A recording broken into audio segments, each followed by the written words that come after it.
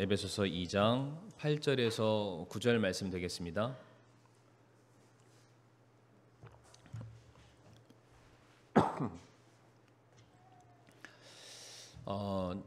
말씀이 짧기 때문에 우리가 같이 한번 한 목소리로 읽도록 하겠습니다. 시작. 너희가 믿음을 통해 은혜로 구원을 받았나니 그것은 너희 자신에게서 난 것이 아니요 하나님의 선물이니라. 행위에서 난 것이 아니니 이것은 아무도 자랑하지 못하게 하려 함이라. 아멘. 말씀을 위해서 잠시 기도하겠습니다. 아버지 하나님 감사합니다. 이 시간 저희들에게 허락하여 주신 이 복된 예배의 시간을 인하여 감사를 드리오며 이 시간 또 우리가 듣게 될 하나님의 놀라운 구원의 말씀으로 인하여서 우리들의 심령이 또 확신과 소망 가운데 머무를 수 있도록 아버지여 인도해 주시옵소서. 우리 성령 하나님의 감화 감동 역사하심이 이 시간 충만히 주님을 사랑하는 성도님들 머리 위에 임하기를 바라올 때에 예수님의 이름으로 기도를 드리옵니다. 아멘. 자리에 앉으시겠습니다. 오늘은 우리 계속되는 구원 시리즈입니다. 5번째 시간으로서 구원의 영원한 보장이라는 제목으로 함께 우리 성도님들과 말씀을 나누도록 하겠습니다. 성도님들, 한 번 구원은 영원한가요? 아직도 모르시는 분들이 계시나요?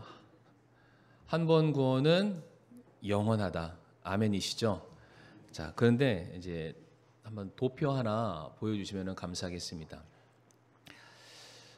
목회자 500명에게 물어봤더니 절반 가까이는 구원을 잃어버릴 수도 있다라고 응답했다고 합니다. 그러니까 이제 막 교회에 더해진 믿음이 연약한 그런 성도들에게 물었던 것이 아니라 목회자, 말씀을 가르치는 사람, 성도를 양육하는 사람, 소위 말해서 교회를 이끌어가는 영적인 리더라고 말하는 사람이 물어봤더니 구원을 잃어버릴 수도 있다라고 응답을 했다고 합니다. 그러니까 구원은 은혜로 말미암아 받는 것인데 그 은혜가 얼마든지 빼앗김을 당할 수도 있다, 취소를 당할 수도 있다. 참 우리가 알고 있는 구원, 복음이라는 것이 너무 좋은 소식이잖아요. 그런데 이와 같다면 결코 구원은 우리에게 좋은 소식이 될 수가 없습니다. 불안하죠, 두렵죠, 초조하죠. 소위 말해서 죽어봐야 아는 것이 구원의 문제가 될 수 있습니다. 사진 내려주시길 바라고요. 우리 성도님들 야구를 좋아하시는지는 모르겠습니다만은 이제 미국에 굉장히 유명한 한 야구 선수가 있는데 혹시 오타니라고 들어보셨나요? 오타니? 아마 들어보시고 좋아하는 사람들은 아마 아실 텐데 전인 미답의 경지, 그러니까 미국 메이저리그 역사가 굉장히 긴데 지금까지 한 번도 누구도 달성하지 못했던 50 클럽을 달성합니다. 50개의 홈런을 치고 50개의 도루를 하는 호타 준족의 상징인 50. 그동안 40은 많이 있었는데 50은 이제 처음 있었다고 합니다. 그래서 이제 이 선수가 계속해서 도루를 하고 홈런을 칠 때마다 이제 경기장에 사람들이 이제 바글바글 한 거죠. 이제 저 홈런 공이 딱 넘어오는 거를 잡는 순간 로또를 맞습니다. 미국은 역사가 굉장히 짧기 때문에 뭐든지 항상 기념하고 그거를 뭔가 상징물로 만들려는 그런 문화적인 배경이 있는데 이제 50홈런이 쭉 하고 이제 담장을 넘어가서 이제 그거를 딱 캐치해낸 사람이 있을 겁니다. 그 공을 딱 잡아놓고 이제 경매에 그 공을 올리게 됩니다. 역사적인 가치가 있으니까. 야구공 하나가 한 몇천 원 할까요? 근데 지금 경매에 올렸는데 그 가격이 어느 정도냐면은 놀라지 마세요. 놀라지도 않으시겠지만 미화 현재 경매니까 계속 올라갑니다. 미화 180만 불. 역시 우리 교회 성도님들은 통이 커서 이 정도로는 안 놀라십니다. 25억. 감사합니다. 그런 반응을 제가 요구했는데 아직 그 경매가가 멈춰서지 않았습니다. 그러니까 야구의 어떠한 기념품은 40억을 호가하는 것도 있대요. 그래서 아마도 이 공이 그 가격보다 더 높이 올라갈 거다. 이제 이렇게 말을 하는데 제가 왜 이 말씀을 설교 시간에 드리냐면 이 사람이 이제 경매에다가 딱 내놨는데 경매에 내놓음과 동시에 이제 고발장이 그 사람한테 가게 됩니다. 이게 뭐냐면 그 넘어오는 야구공을 잡았던 또 다른 사람이 있었다라는 거예요.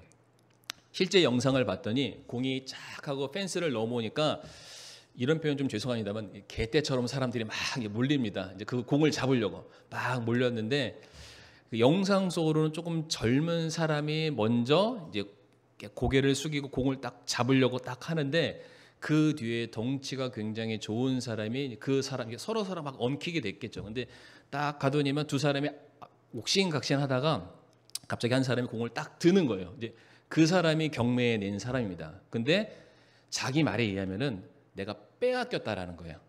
내가 처음에 잡았는데 이 힘이 센 사람이 내 손목을 비틀어서 내 손 안에 있는 공을 가져가서 그가 소유했기 때문에 그 사람께 됐다. 그래서 지금 고발을 해놓은 상황입니다.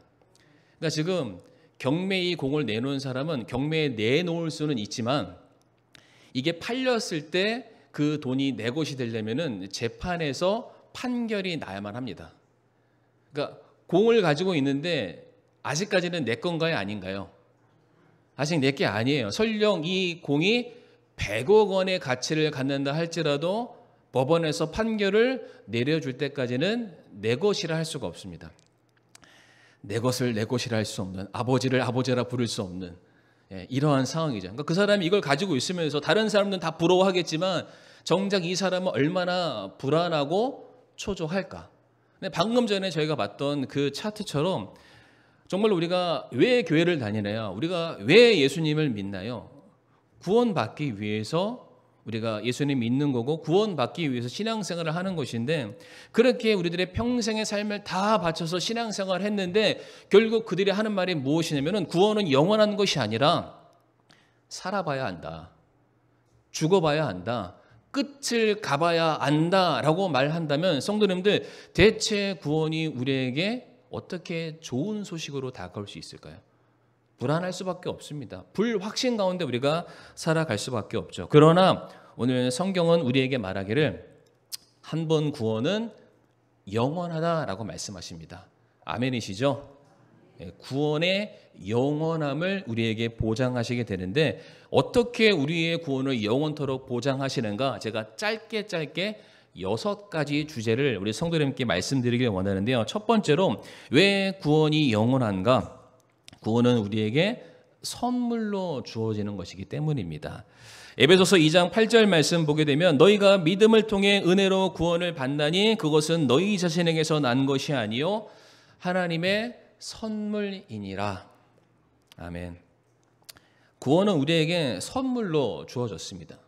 그래서 포인트가 무엇이냐면 선물입니다. 근데 선물이라고 했을 때 내가 공짜로 받았으니까 야 공짜를 받았구나 이렇게 생각하시면 안 됩니다. 왜 선물이라는 키워드를 썼냐면 결코 그것이 너희들의 행함과는 상관이 없다라는 것을 강조하기 위해서 선물이라고 말하고 있고요. 우리는 그 선물의 가치가 내가 낸 게 없으니까 공짜다라고 설명하는 것뿐입니다.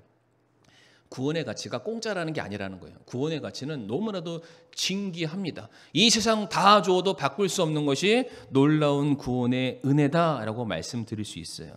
그러니까 모든 사람은 행위와 상관없이 하나님의 은혜로만 구원을 받습니다. 다시 말씀드리지만 구원에 관한 한 사람의 행위는 전혀 상관없이 전적인 하나님의 은혜로만 이루어지게 됩니다. 어떤 분들은 구원은 행위로 말미암은 것이다. 어떠한 분들은 구원은 이루어져 가는 것이다. 어떠한 분들은 내가 열심을 다해서 그 구원을 지켜야 된다라고 말합니다. 제가 처음 보여드렸던 그 차트에 여러 가지 질문 사항들이 있었는데 굉장히 좀 제 믿음과는 정말 이해할 수 없는 수많은 답변들이 있습니다. 어떻게 구원받습니까? 라는 그 질문에서도 80%는 예수님을 믿음으로 말미암아 구원받는데요. 너무 당연한 거죠. 근데 그 중에 20%는 뭘 바쳐야 된대요. 속죄의 제물을 드려야 된대요. 여전히 이 신약시대 은혜의 시대를 살아감에도 불구하고 여전히 구약시대 율법에 사로잡혀서 내가 무엇인가를 기여하고 내가 무엇인가 열심을 다하고 내 노력과 내 정성이 들어가야만 내게 그 구원이 이루어진다라고 믿는 사람들이 여전히 이 시간에도 존재하고 있습니다.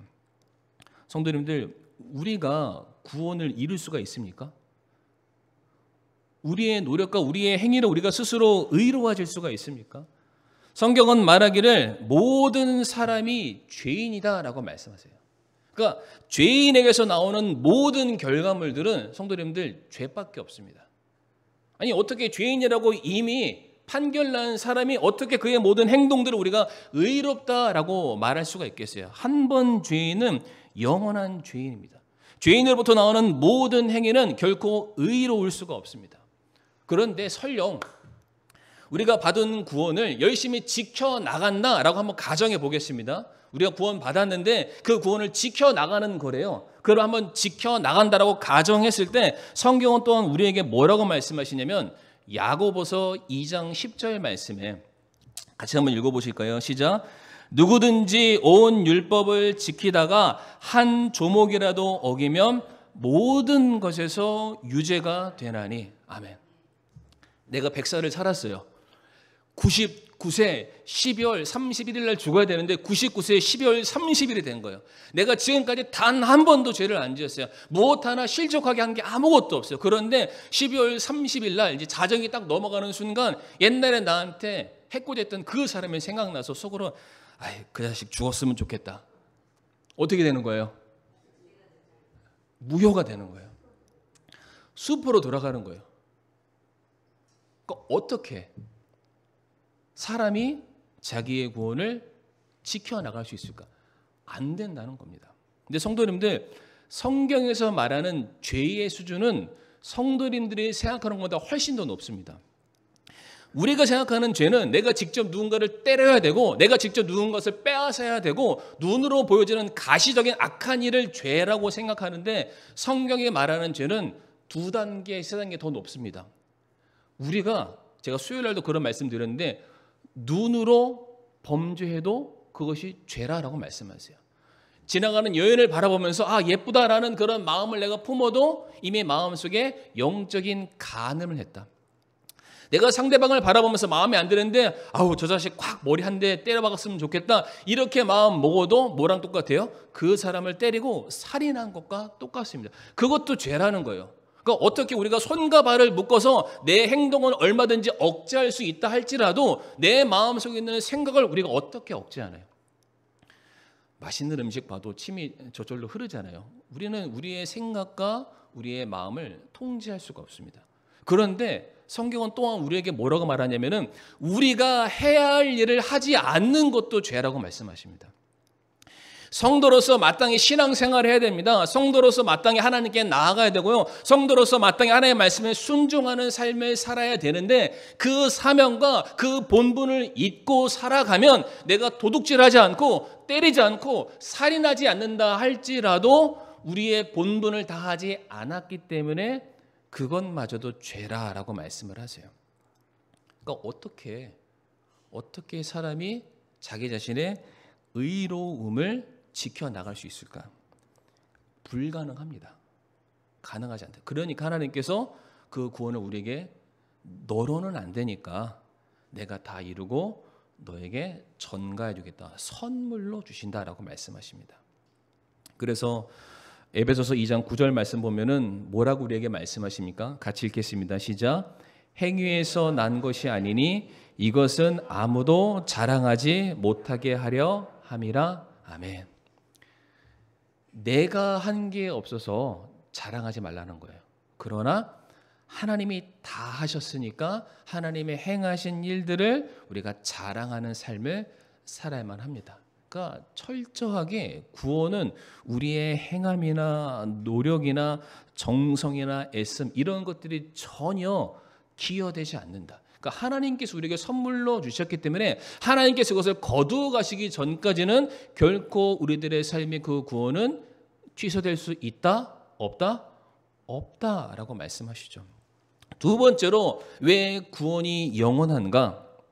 그러니까 우리가 구원을 선물로 받은 것도 너무 감사한 일이지만은 이 놀라운 구원을 하나님께서 직접 내가 그것을 보장한다라고 말씀하십니다.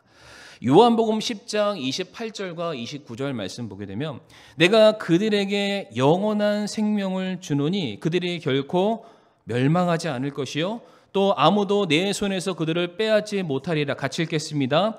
그들을 내게 주신 내 아버지는 모든 것보다 크심에 아무도 내 아버지 손에서 능히 그들을 빼앗지 못하느니라. 아멘. 분명히 성경은 우리에게 말하기를 하나님께서 저와 성도님들 구원받은 모든 성도들에게 주신 생명의 가치가 영원하다라고 말씀하십니다.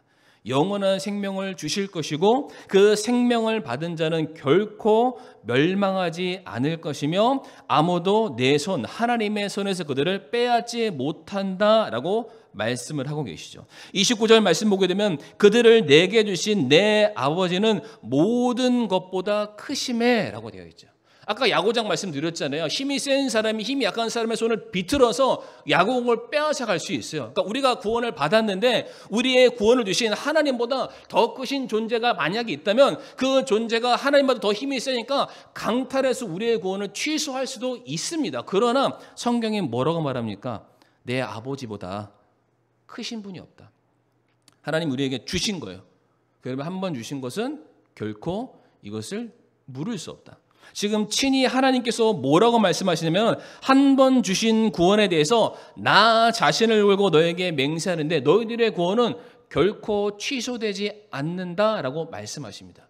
하나님이 보장하시는 거예요. 하나님이 선언하고 계십니다. 그러니까 우리의 구원은 우리의 감정과 우리의 기분과 우리의 느낌과는 전혀 상관없이 한 번 구원은 영원하다라고 성경은 말씀하시죠.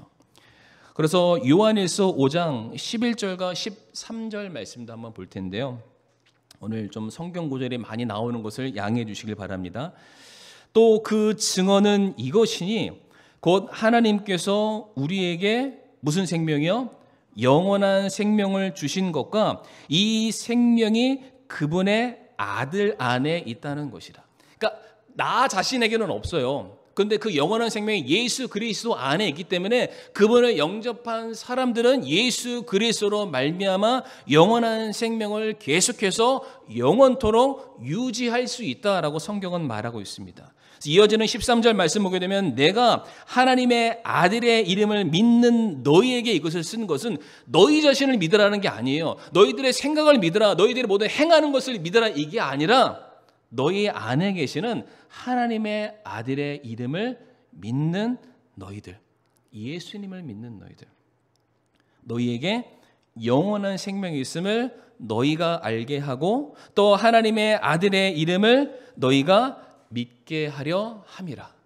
나는 흔들릴 수 있어요. 나는 넘어질 수 있는데 내 안에 계신 예수 그리스도, 그분은 결코 무너지는 분이 아니시요 모든 죄와 사망의 권세를 깨뜨리시고 부활의 권세로 다시금 일어나셔서 우리 모든 믿는 자에게 구원을 선언하신 분이시기 때문에 너희가 그분을 믿는다면은 너희들의 구원은 결코 흔들리지 않는다 말씀하십니다. 제가 일부 예배 때 뭘 얘기했냐면 오늘 설교를 딱 했을 때 하나하나 끝날 때마다 아멘 소리가 너무 크게 나서 우리 천장이 좀 뻥 뚫렸으면 좋겠다 그랬습니다.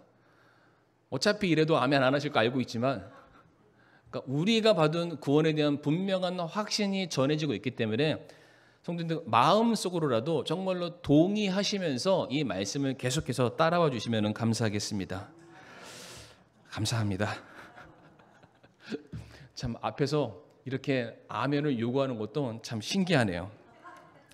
참 생각해 보세요. 많이 우리가 구원받았다라고 말하는데 이게 막 왔다 갔다 이게 변덕에 죽골듯이 한다면 성도님들 이게 얼마나 불안하겠어요.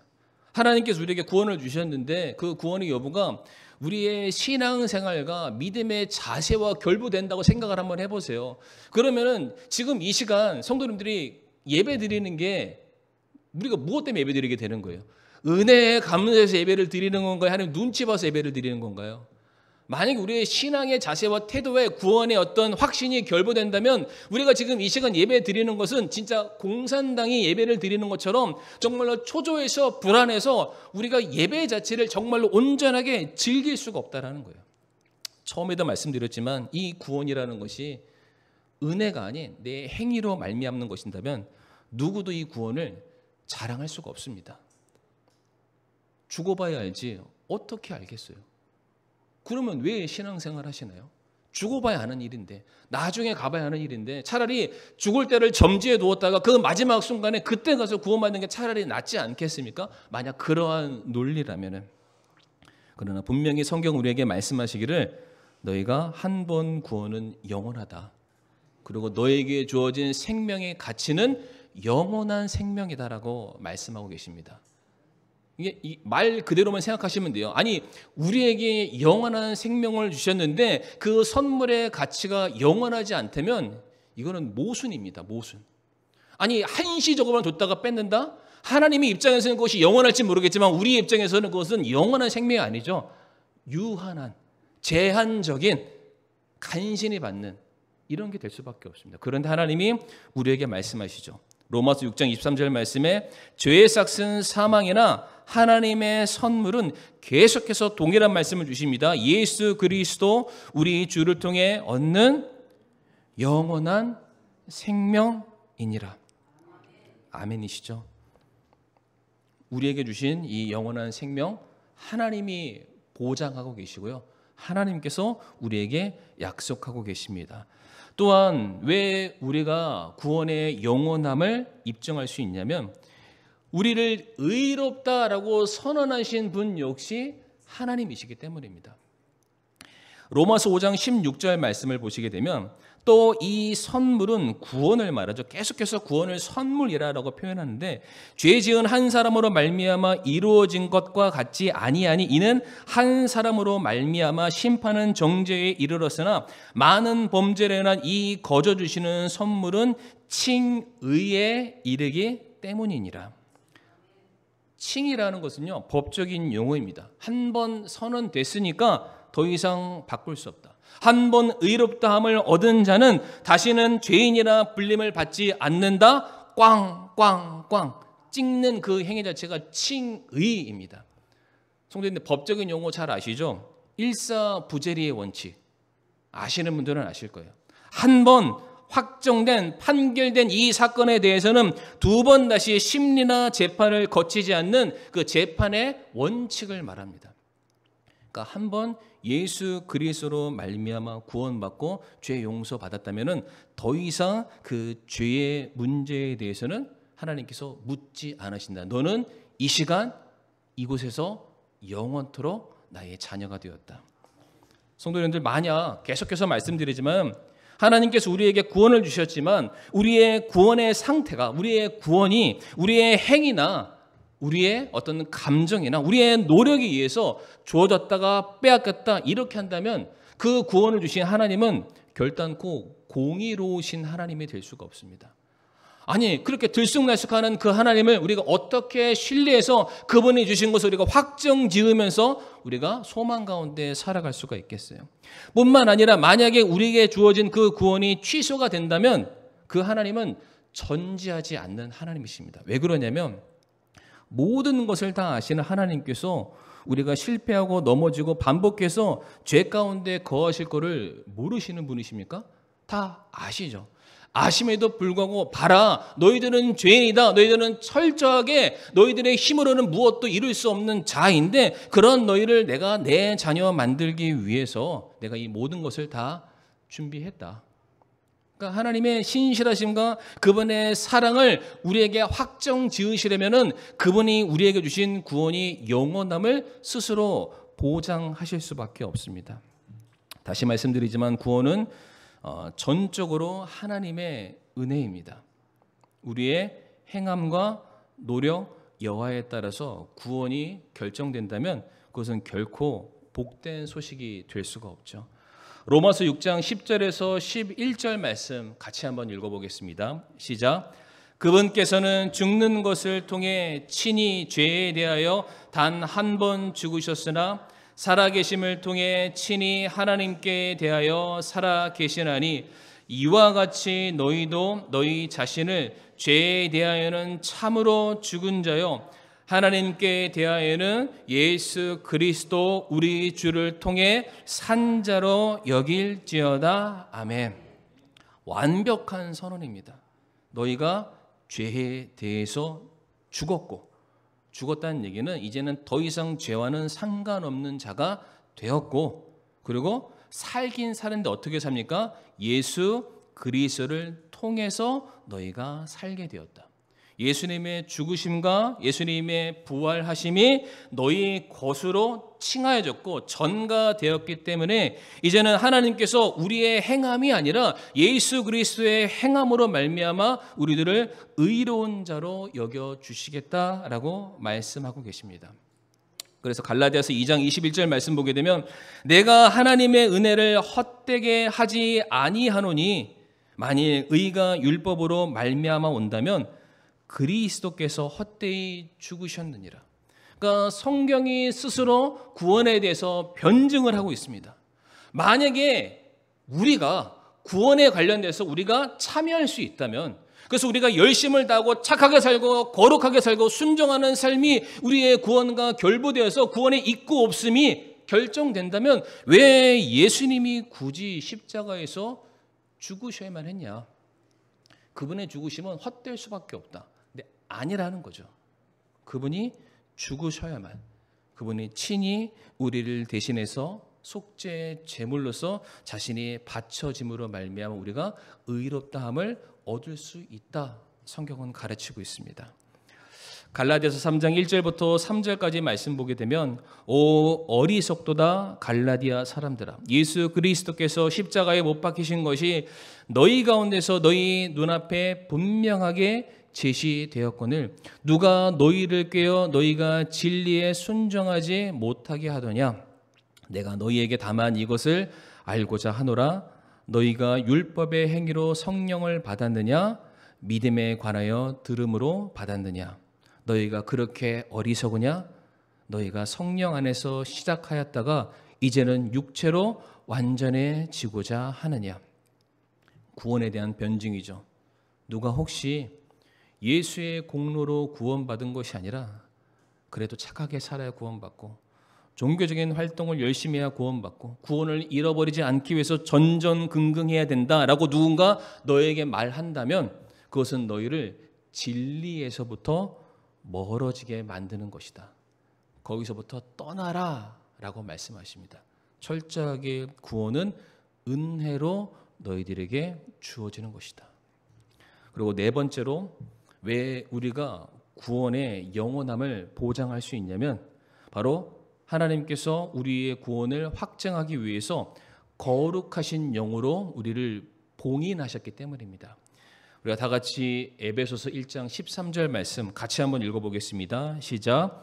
너희도 진리의 말씀 곧 너희의 구원의 복음을 들은 뒤에 그분을 신뢰하였고 너희가 믿은 뒤에 또한 그분 안에서 약속의 저 거룩하신 영으로 봉인되었느니라. 아멘. 이 말씀도 보게 되면 너희가 구원의 복음을 들은 뒤에 그분을 신뢰하였다. 너희들의 구원은 너희에게서 난 것이 아니라 하나님께서 이 땅에 보내신 예수 그리스도 그분을 믿는 것으로부터 시작된다. 그러면서 말씀하시기를 그 예수님을 영접한 사람들은 예수님께서 친히 자기 자신을 대변할 수 있는 성령님을 우리 안에 보내주셔서 그분으로 말미암아 봉인하시겠다라고 말씀하세요. 봉인 아시죠? 그 옛날 그 영화 보게 되면 두루마리 위에 밀랍 같은 걸 떨어뜨려서 인장을 쭉 찍어서 누구도 그것을 열지 못하도록. 그러니까 마찬가지로 구원받은 성도가 하나님 앞에 설 때까지는 누구도 그 봉인을 열 수가 없습니다. 그 구원을 취소할 수가 없습니다. 우리가 받은 구원은 거룩하신 영, 우리 성령 하나님, 하나님과 동등하신 분으로 말미암아 봉인되었기 때문에 이 땅에 그 누구도 하나님보다 크신 이가 없기 때문에 우리의 구원은 결코 노략당하거나 강탈당하지 않고 결코 취소가 될 수가 없습니다. 물론 우리가 신앙생활 하다가 흔들릴 때가 있습니다. 내가 정말로 구원받은 하나님의 자녀가 맞나? 내 삶의 족적들을 살펴보니까 좀 불안할 때가 가끔 있습니다.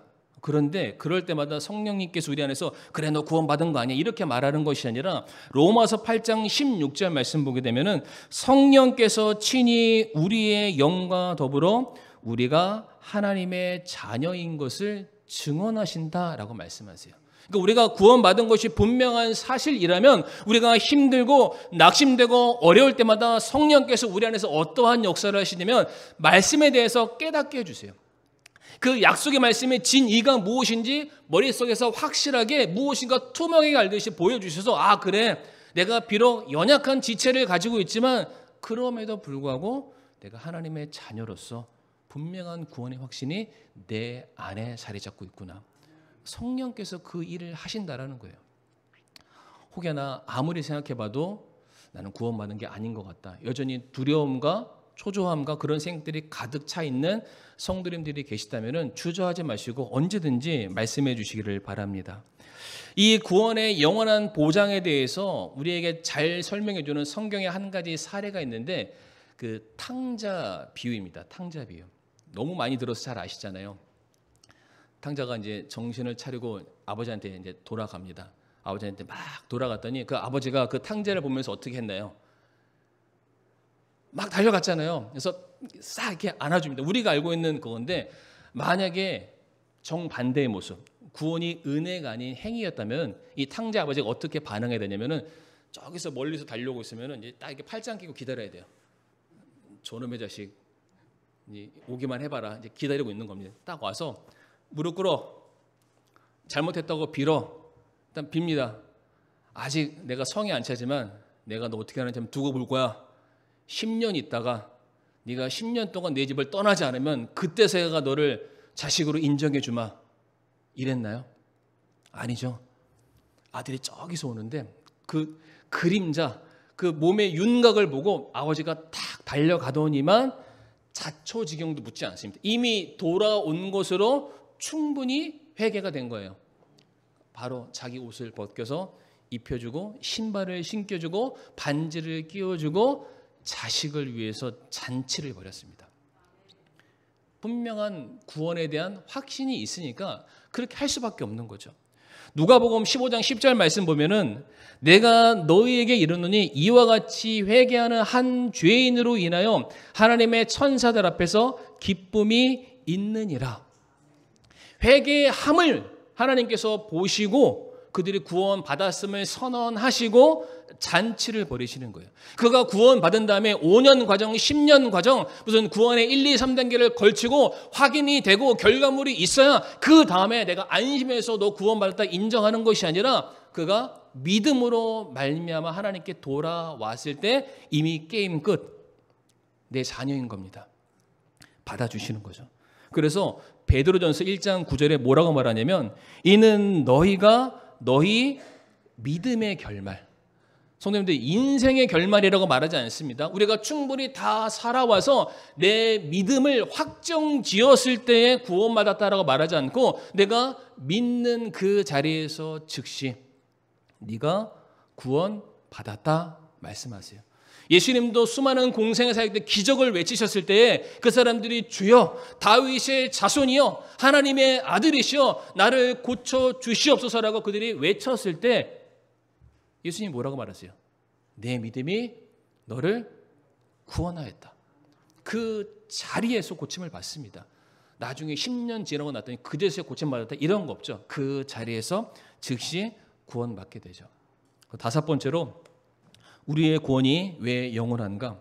하나님께서는 모든 시간 속에서 우리의 구원을 붙들고 계시기 때문이에요. 요한복음 5장 24절 말씀 보게 되면 진실로 진실로 내가 너희에게 이르노니 내 말을 듣고 또 나를 보내신 분을 믿는 자는 영존하는 생명이 있고 또 정죄에 이르지 아니하리니 사망에서 생명으로 옮겨졌느니라. 여기에 과거와 현재와 미래의 시제, 우리가 살아가는 모든 시간의 순서가 다 들어 있습니다. 과거 예수님을 믿음으로 말미암아 이제 사망에서 생명으로 옮겨졌고요. 현재 예수로 인해서 정죄에 이르지 아니하게 되고요. 미래 예수로 말미암아 영존하는 생명을 우리가 보장을 받게 됩니다. 우리가 육신을 입고 살아가는 모든 순간, 모든 상황 가운데 하나님께서는 예수로 말미암아 구원받은 모든 성도들을 구원하셨고 구원에 이르게 하고 계시고 장차 놀라운 구원으로 우리를 이끌어 가시게 될 겁니다. 로마서 8장 30절 말씀에서도 뿐만 아니라 그분께서는 자신이 예정하신 그들을 또한 부르시고 자신이 부르신 그들을 또한 의롭다 하시고 자신이 의롭다 하신 그들을 또 영화롭게 하셨느니라. 우리가 구원받고 의로워지고 영화로운 과정에 들어가는 것은 여기 우리의 행함이 포함되어 있나요? 없습니다. 그분께서 하나님께서 모든 것을 다 이루어 가시게 됩니다. 그렇기 때문에 우리의 구원은 영원하다라고 우리가 확신지어 말할 수 있습니다. 마지막 6번째입니다. 우리가 구원의 영속성을 확인할 수 있는 것은 모든 상황 가운데 삼위일체 하나님이 우리의 구원을 붙들고 계시기 때문이에요. 로마서 8장 38절과 39절 말씀 보게 되면 내가 확신하노니 사망이나 생명이나 천사들이나 정사들이나 권능들이나 현재 있는 것들이나 장래 있을 것들이나 여기도 시간에 대한 게 나오잖아요. 39절에 높음이나 기쁨이나 어떠한 창조물이라도 능히 우리를 예수 그리스도 예수 우리 주 안에 있는 하나님의 사랑에서 떼어놓지 못한다라고 되어 있습니다. 잘 봐보세요. 하나님이 우리를 사랑하셔서 구원의 계획을 수립을 하셨습니다. 그리고 그 구원의 계획을 수립하신 것을 완성하시기 위해서 예수님을 이 땅에 보내셨고 예수님이 친히 우리의 죄를 담당하시기 위해서 십자가에서 죽으시고 부활하심으로 말미암아 하나님의 사랑을 확증하셨어요. 그런데 그 예수님이 그 구원이 영원토록 우리의 것이 되라고 성령님을 보내서 우리 안에 봉인을 찍어 놓으셨습니다. 삼위 하나님께서 완벽하게 자신들의 사랑을 입증하시기 위해서 지금 일하고 계시는데 어떻게 그분의 손에서 우리의 구원을 취소할 수 있겠습니까? 절대로 불가능합니다. 절대로. 그러니까 처음에 봤던 그 차트 기억하시죠? 잘못된 겁니다. 잘못된 거예요. 어떻게 그러한 식으로 신앙생활하면은 얼마나 불안하고 초조해서 우리가 어떻게 하루하루 이 신앙생활을 감사와 확신과 소망 가운데 우리가 살아갈 수가 있겠습니까?